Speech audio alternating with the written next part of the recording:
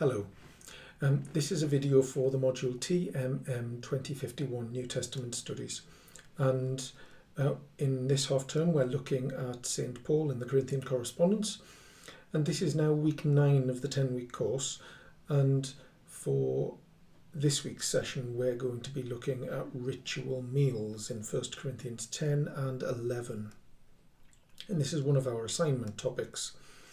And to assist you with your assignments, if you choose to do the ritual meals assignment, I've invited another scholar to come for a conversation. And this week I'm delighted to welcome Dr. Panayotis Coutsoumpos. Panayotis, or Otis as he likes to be called, is a scholar working in the United States and in Mexico, but he did his doctoral work on the Lord's Supper at Sheffield in the United Kingdom, and he's written fairly extensively on this. So I'm going to put a screenshot of some of Otis's books. His first work, Paul and the Lord's Supper, was released in 2005, but he's also written another volume on the Eucharist, which was published in 2015. And his remaining books include Paul, Corinth and the Roman Empire, Paul of Tarsus, and Reading Galatians in its first century context. And for a sense of completeness, I also put my book on there because you may want to make reference to both Panayotis's works and my work if you're considering doing the Lord's Supper essay. And so I'm delighted to welcome Dr. Panayotis Otis Coutsoumpos, and this conversation will be about 40 minutes, and I do hope that you enjoy it.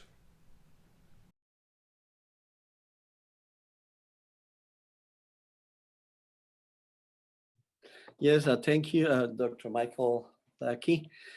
Yes, believe it or not, I'm an adjunct professor, research professor at the University of Montemorelos in Mexico. So I spent some time over there, and then I came back to USA. I'm living in Silver Spring, Maryland. It's about 25 minutes to DC, Washington, DC. Mostly my areas of teaching are New Testament studies, Pauline, of course, and I have taught them about the epistle of Hebrews. I like that letter because of the sanctuary issues and other issues. But mostly I'm teaching a New Testament, and most of them are students from all over around the world. Of course, many of them are from Mexico, but we got people from Brazil, we got people from Bolivia, we got people from Argentina, we got people, a couple of guys who came from Nigeria. One, to learn a little bit of Spanish, and then second, to learn about the Bible and the Bible teaching. So mostly preparing for future pastors, but for the past, let's say, 5 years, I have been teaching MA courses, master's degree courses, and doctoral courses for the school. But normally I spend, let's say, 4 months there. I come back to USA, take a break, and then go back and do some of my teachings over there in the University of Montemorelos. Thank you. Thank you. What I'm going to suggest for the remainder of this video, and I think we've probably got about 25 minutes, is that we talk briefly about each of the relevant texts in 1 Corinthians. So that would be 1 Corinthians 10, 14 to 22, and 1 Corinthians 11, 17 to the end. And if we have about 10 minutes on each of those texts, and then at the end, I'll ask you just an open-ended question about how you see your exegetical work how that fits together with some of your hermeneutical or theological commitments. Thank you. And if you think that's a good basis for our conversation, I think we'll just crack on. Is that all right? As you say, we will go ahead on that. But I forgot to mention that very good connections with England, because I did my PhD at Sheffield under Professor Ralph P. Martin. Yes. He passed away about 7 years ago. But I had a good experience being in England and study under those experts like Dr. Martin Loveday, Dr. Loveday Alexander, Dr. Andrew Lincoln.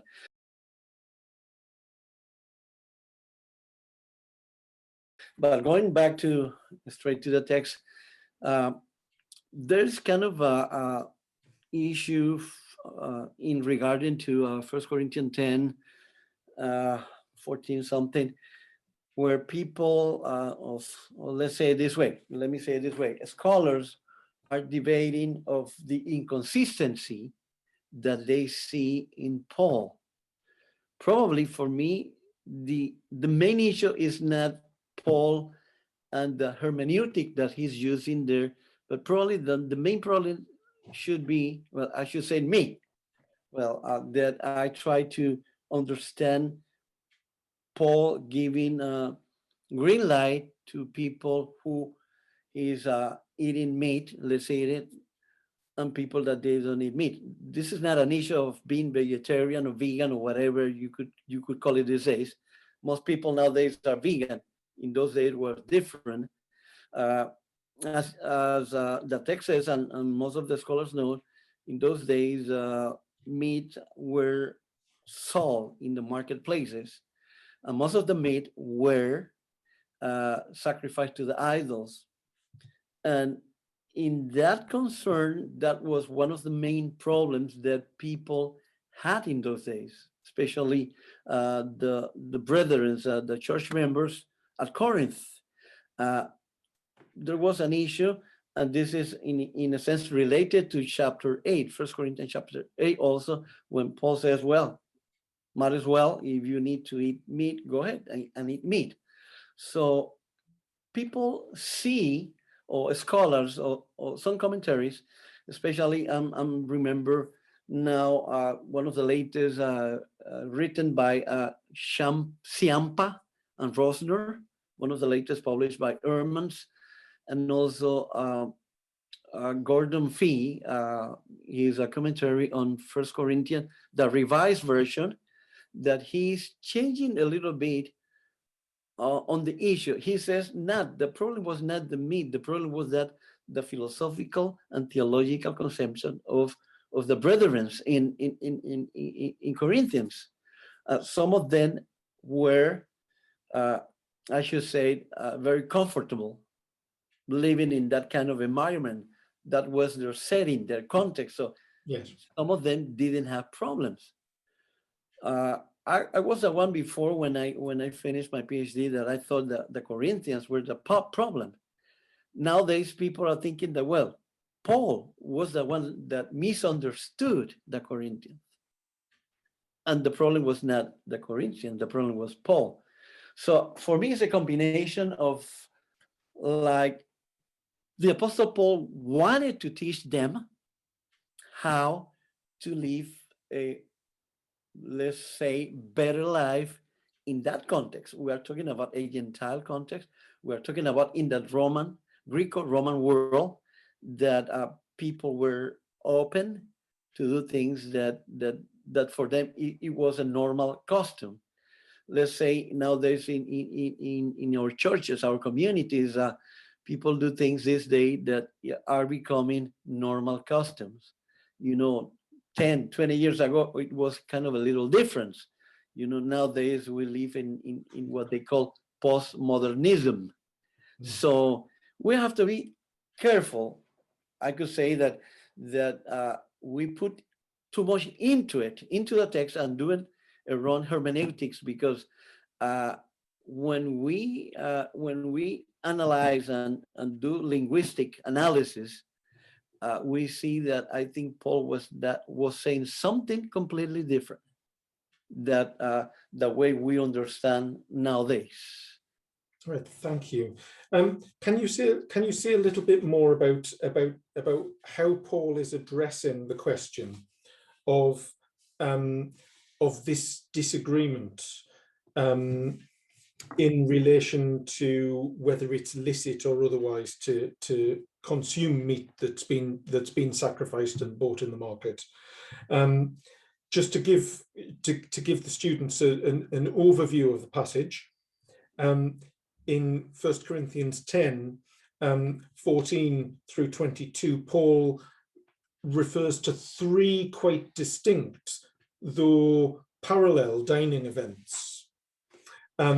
In verse 16 and verse 17, he refers to the Lord's Supper. Mm-hmm. In verse 18, he refers to the sacrificial meals of Israel.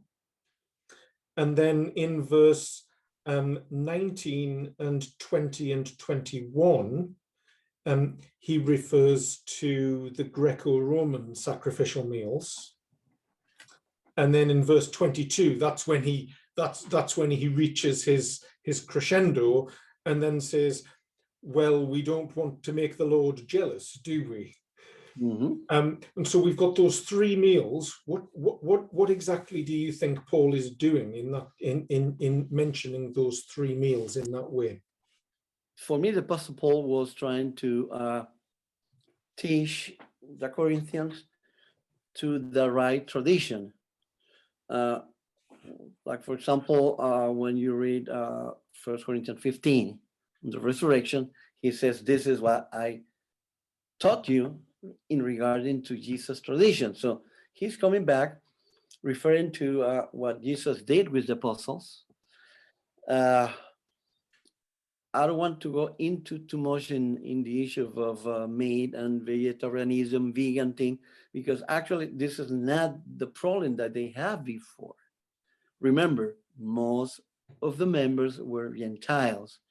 There were a couple of Jewish brethren. And for me, the Gentiles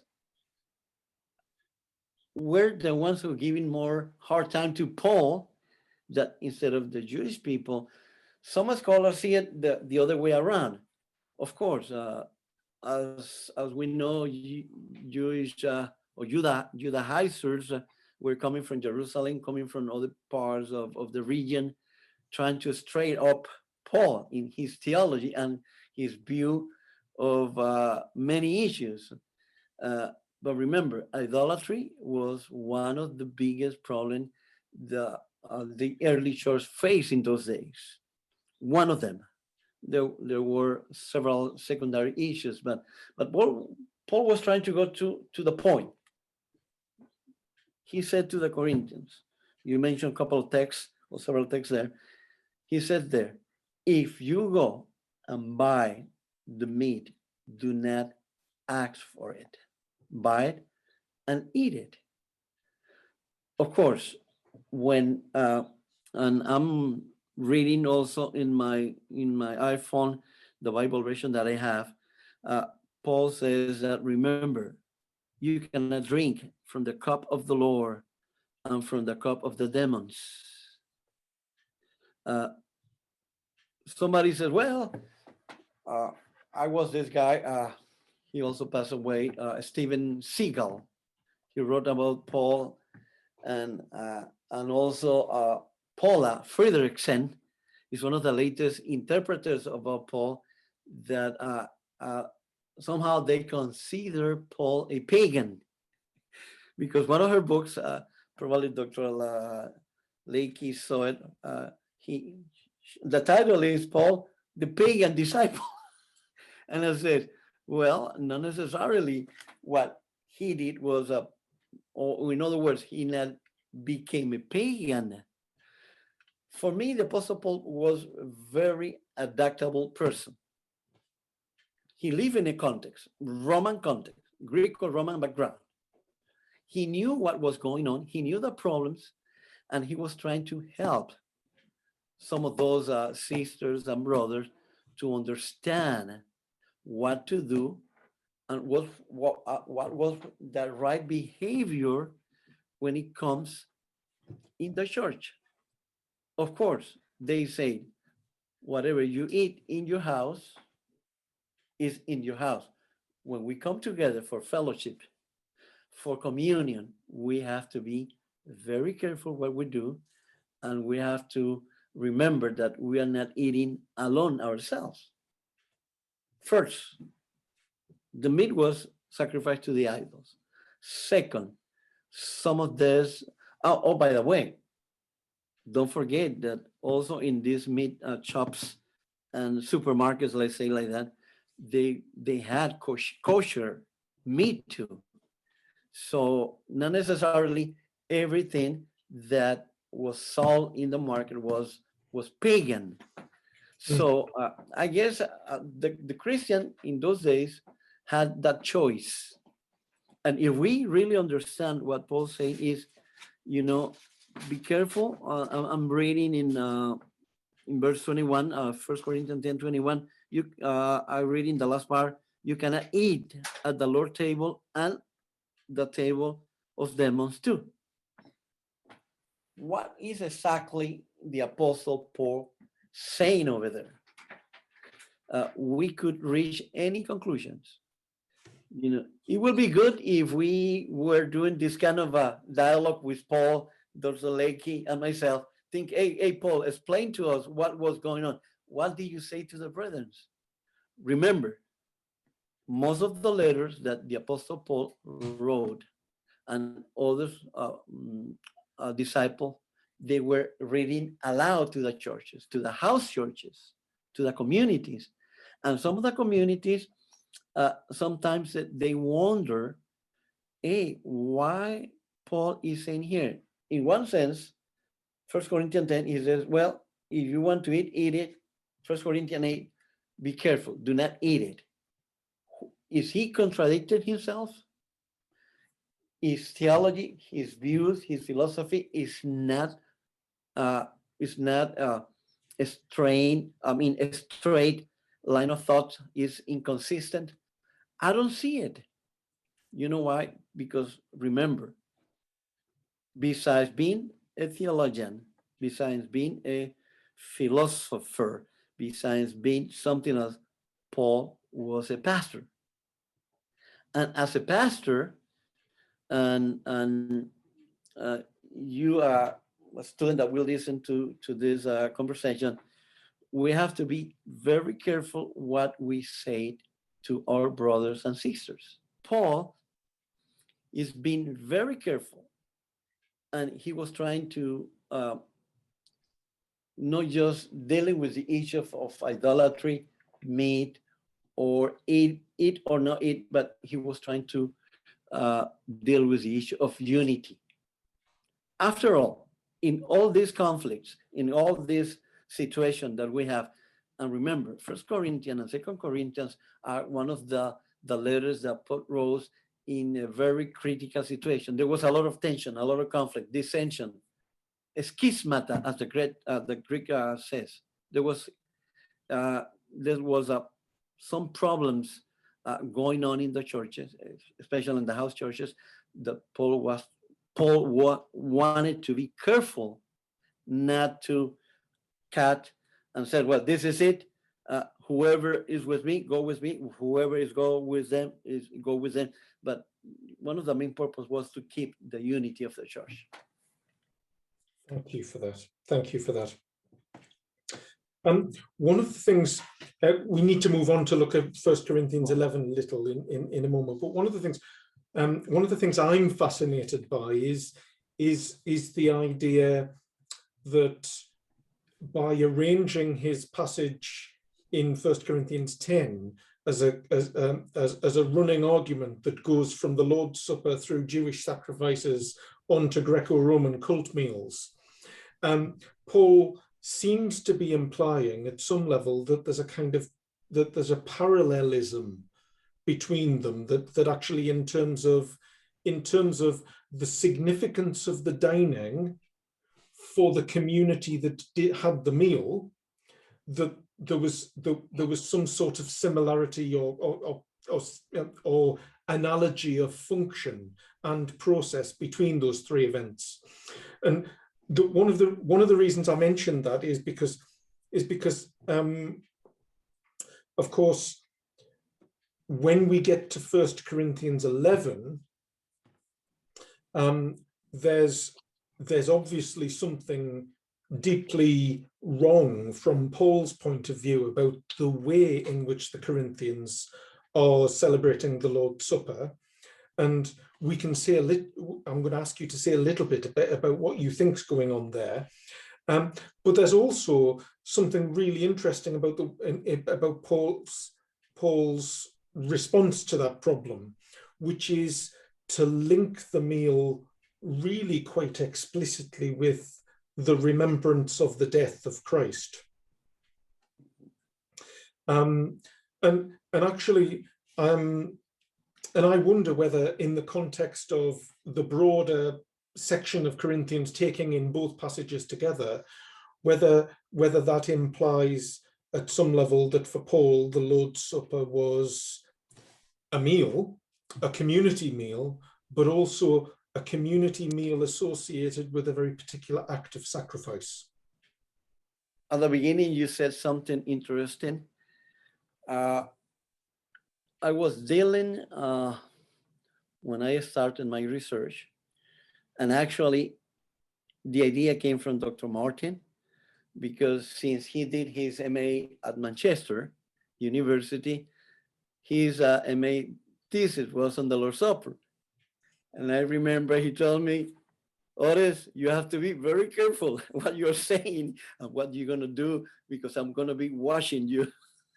You know, he did his MA thesis on the subject, and I got the MA in 1955. I was not even born then. And then I said, what shall I'm going to go and do? And myself, I went to the social historical issues. One of the issues that I dealt with was when Rudolf Bullmann said that he saw very similarities between the pagan meals and sacrifices with the Lord's Supper. And the more I started to read Bullmann and read the Bible and read other scholars, I says, hey, come on, this is not right. There's nothing for me that is similar to any pagan ritual ceremonies like Isis, like the others, because the Lord's Supper or the Last Supper that Jesus did with his disciple was a unique celebration. It was a fellowship, was a communion. And by the way, I'm working these people in InterVarsity Press from Chicago. Doctor, you are familiar with that, inviting me to write on fellowship, communion, you know, and cheerings. And I said, and I came back to that the issue. For me, again, the Lord's Supper, the Lord's meal was a unique fellowship. And the end of it was to bring together the church. One, unity, remember. Second, it was a reminder of what he says, what Paul says on 26.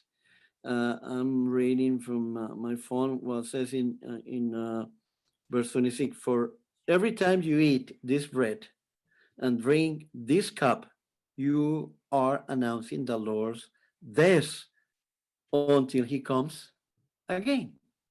So that was actually, if we want to pinpoint, you know, going to the main essence of the passage, this was what Paul wanted the Corinthians to see.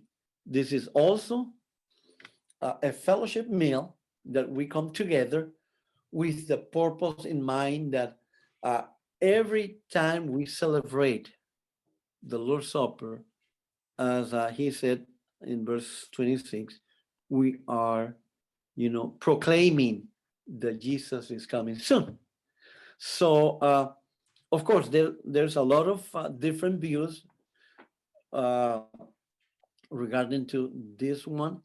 I remember one British scholar, I guess he's British or he's American, Anthony Shields. He wrote one commentary in First Corinthians.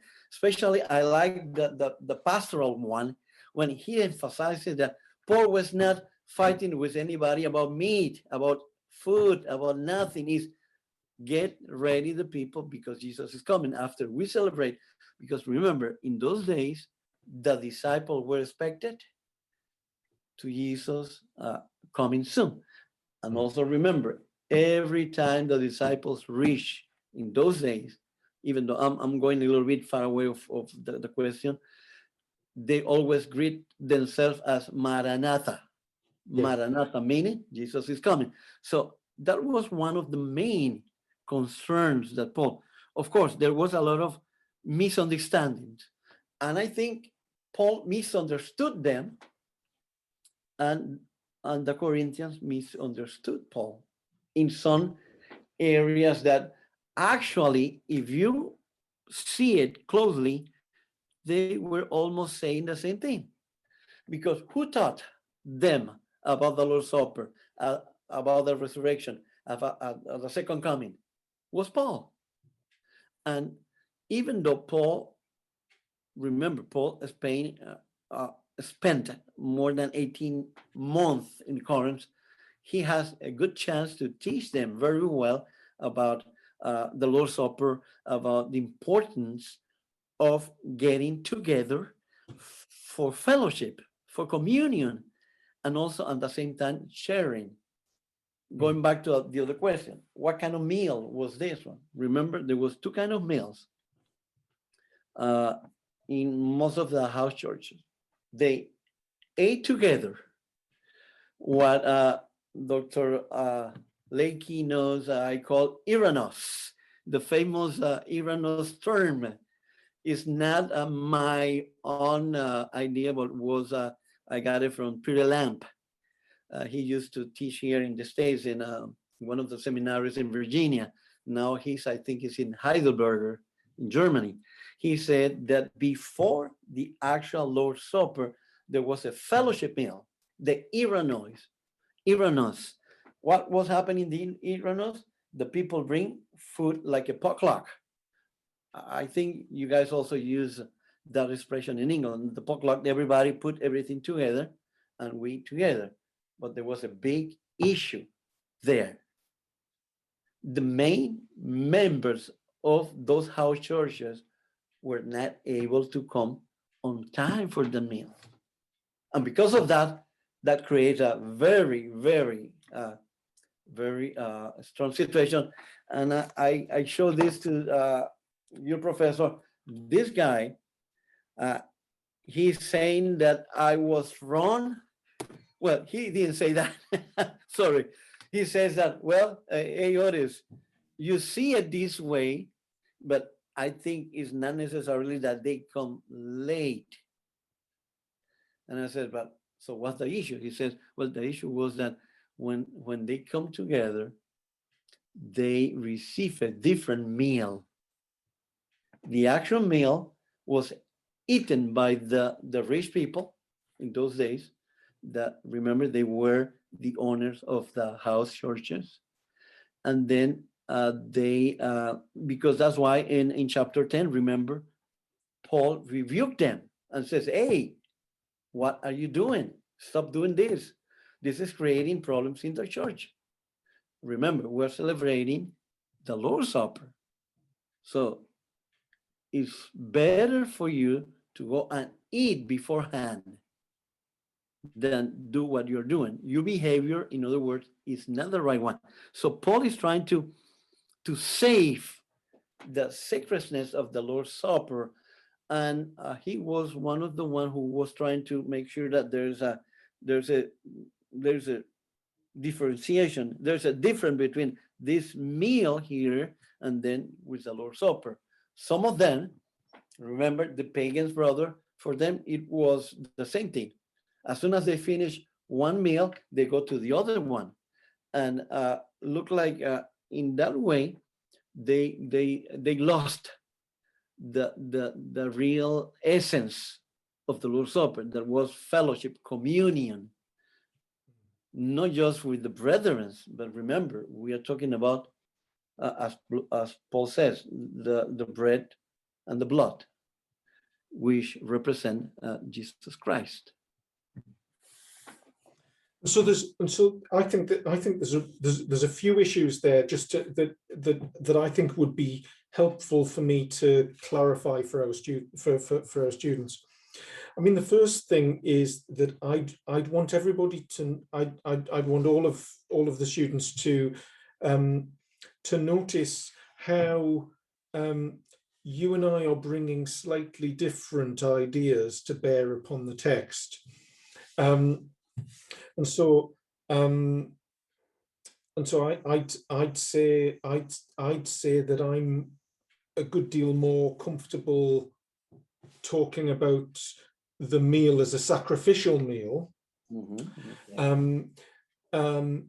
albeit a sacrificial meal in which the formation of community as a result of eating the one sacrifice is the absolute important thing that's going on there.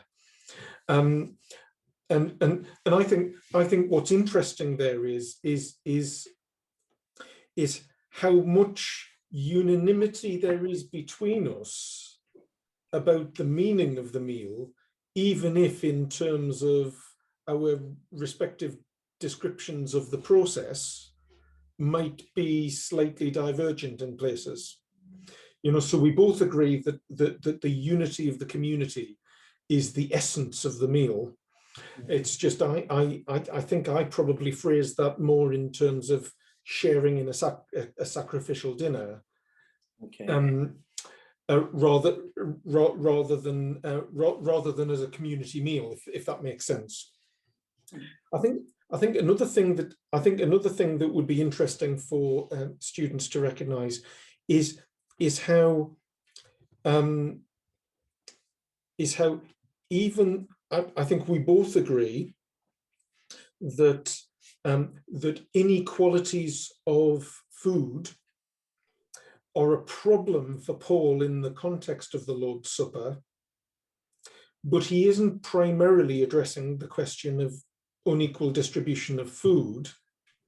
He's addressing the fact that within the context of the Lord's Supper, doing something like that is uniquely destructive. And so I think that's one of the things that I've noticed in your description, where I think you and I are quite close together. That Paul's issue, you know, I should imagine the Apostle Paul, if he knew of material disparities within the Corinthian congregation, he would encourage the wealthy to give to the poor.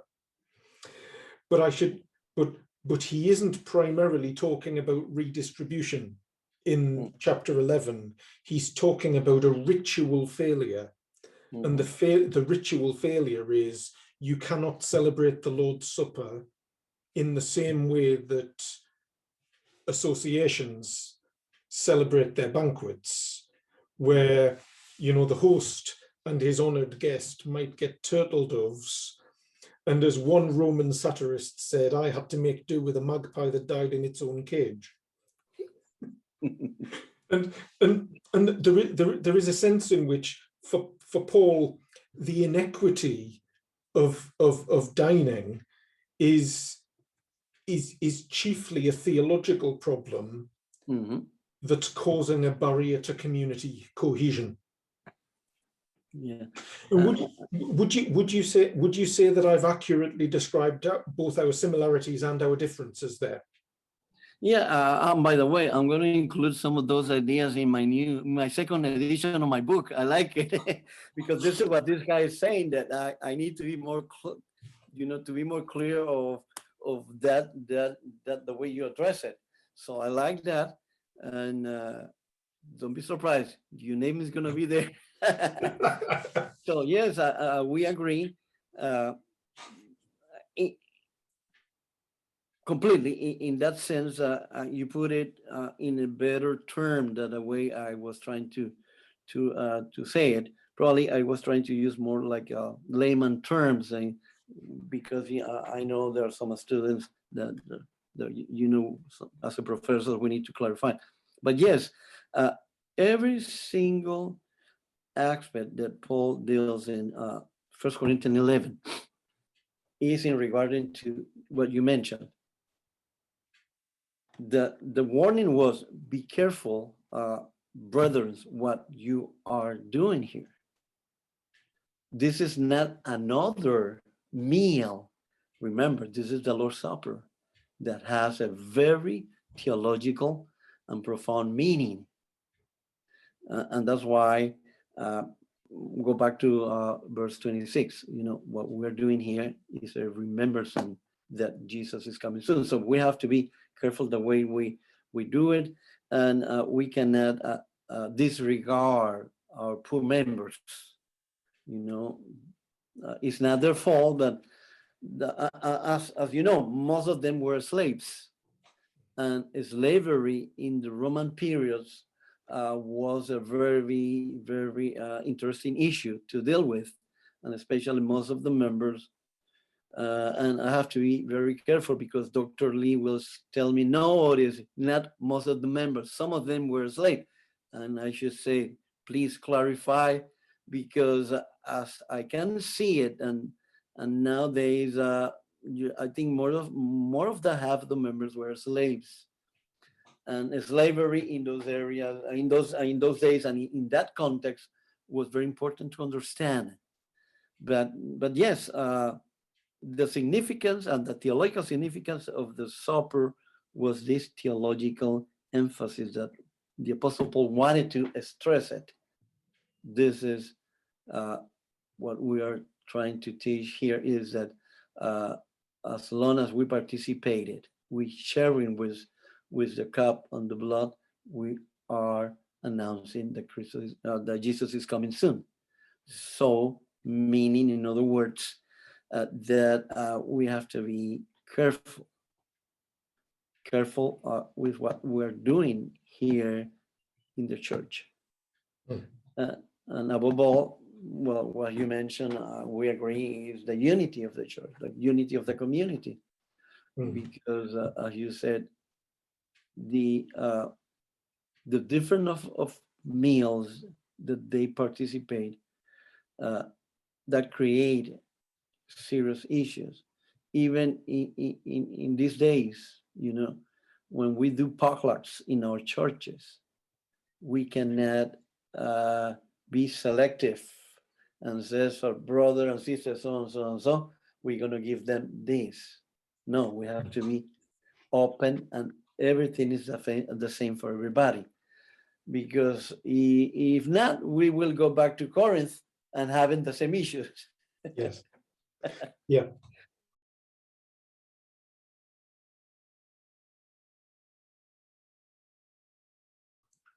I think that's a really good point at which we can move on to the final stage of our of our conversation. I mean, one of the things which occurs to me, as a scholar who's also working in a parish, is that whenever we're talking about things like church unity, as in St. Paul, this is the point at which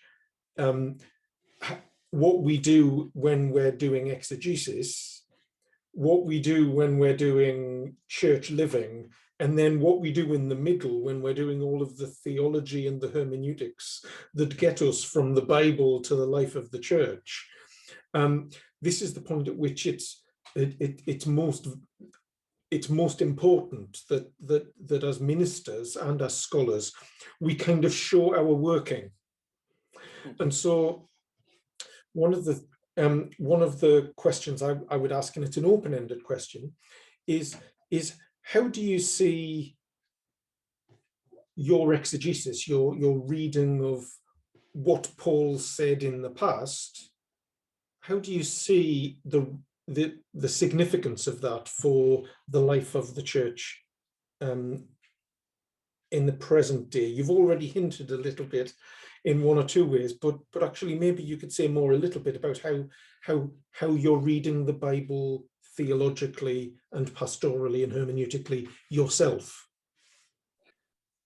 As you mentioned, the word exegesis, these days and these new scholars that are talking about linguistic analysis nowadays. They're meaning exegesis, but they wanted to make it fancy, linguistic analysis. I could see that what Paul was concerned should be our concern these days. Even though we do things different these days, but our foundation is from the Lord's Supper that Jesus did with the disciples, and also what later on Paul did with all the churches that he created or founded.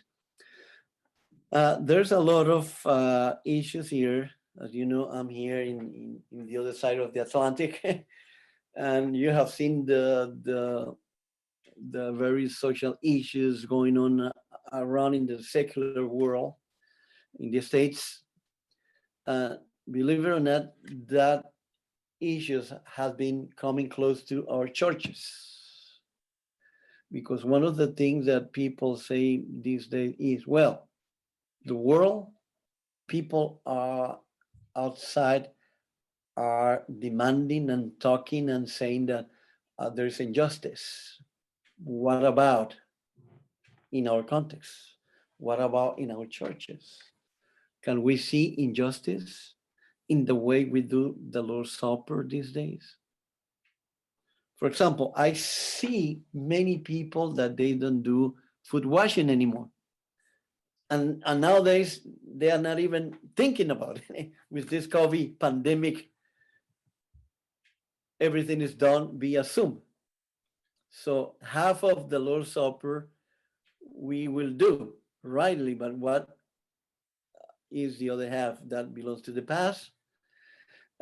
My way of thinking, or my exegesis, is that Paul was very precise and very clear to the church members in those days concerning different issues and different teachings.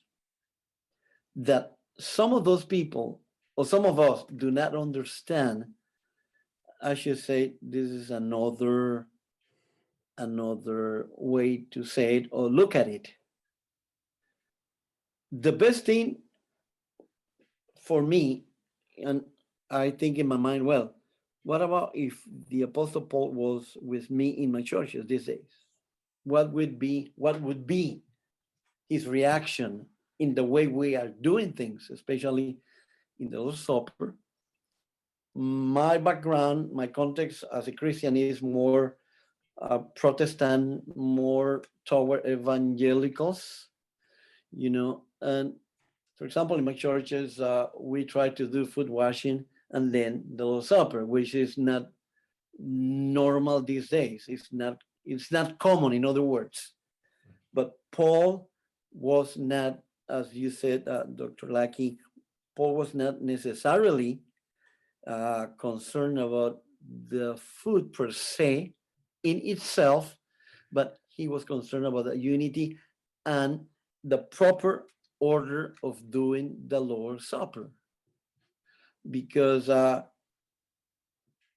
as I could see, there was a schisma between them.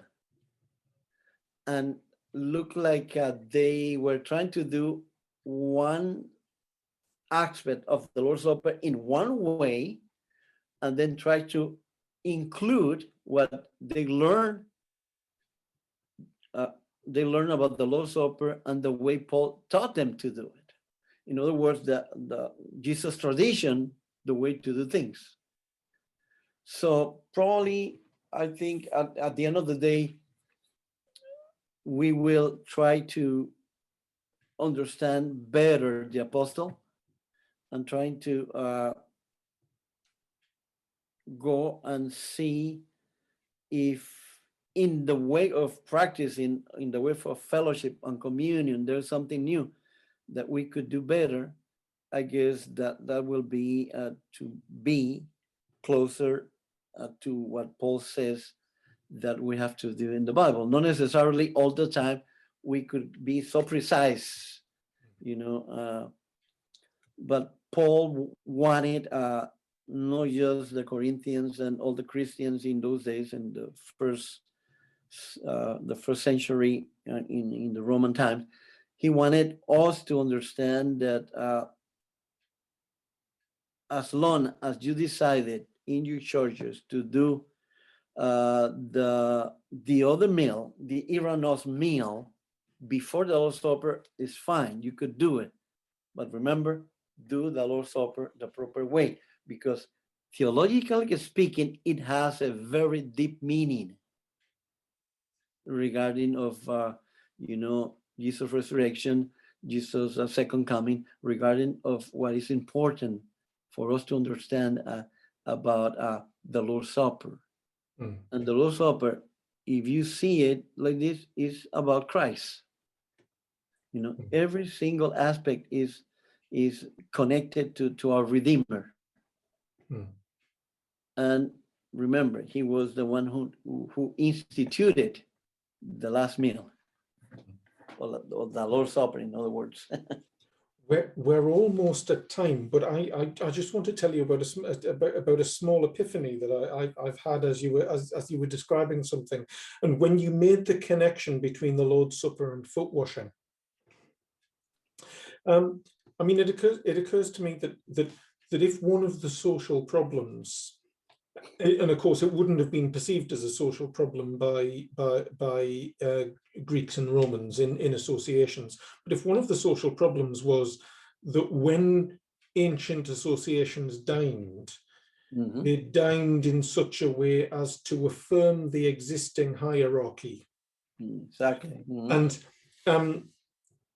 And so people at the top of the pecking order got the best food and people at the bottom didn't. That it occurs to me that's a uniquely poor context in which to perform a ritual remembrance of the Last Supper and the death of Jesus Christ, because of course for Paul, Philippians 2, Jesus Christ is the one who gave up infinite privilege for the sake of somebody else. And so actually one of the things which really struck me, and there's been quite a push in my own church context, largely on the back of lockdown, because when lockdown happened, everybody went online, and there was quite the spirited theological debate about what the point of doing an online communion service might be, and of course one group of people said, well of course it's a community meal, it's terribly clericalist to assume that you need to have a priest on TV, basically, streaming a communion service, that only the priest is able to receive the elements. And I was thinking about this as you were speaking, but it occurs to me that certainly in my own setting, that actually part of the visibility of the priest at communion ought to be to manifest that leadership is held for the purposes of the imitation of Christ. So in other words, the communion president